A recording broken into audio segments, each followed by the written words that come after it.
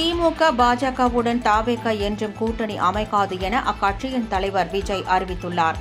சென்னை பனையூரில் நடைபெற்ற செயற்குழு கூட்டத்தில் கலந்து கொண்டு பேசிய அவர், கொள்கை எதிரிகள் மற்றும் பிளவுவாத சக்திகளுடன் என்றைக்கும் நேரடியாகவோ மறைமுகமாகவோ கூட்டணி இல்லை என்றார். மலிவான அரசியல் ஆதாயத்திற்காக மக்களை மத ரீதியில் பிளவுபடுத்தி வேற்றுமையை ஏற்படுத்தும் பாஜகவின் விஷமத்தனமான வேலைகள் தமிழகத்தில் எடுபடாது எனவும், சுயநல அரசியல் ஆதாயத்திற்காக பாஜகவுடன் கூட்டணி வைக்க திமுகவோ அதிமுகவோ இல்லை, தமிழக வெற்றிக் கழகம் எனவும் தெரிவித்தார்.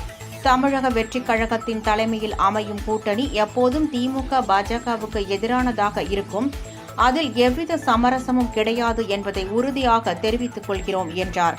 நூற்றுக்கணக்கான ஏக்கர் விவசாய நிலங்கள், ஆயிரக்கணக்கான வீடுகள், நீர்நிலைகளை அழித்து விமான நிலையம் கட்டுவதற்கு என்ன அவசியம் இருக்கிறது என்று கேள்வி எழுப்பியதுடன், நாங்கள் வளர்ச்சிக்கும் விமான நிலையங்களுக்கு எதிரானவர்கள் அல்ல, தேர்வு செய்த இடம்தான் தவறு என்று கூறுகிறோம் எனவும் அவர் அப்போது தெரிவித்தார்.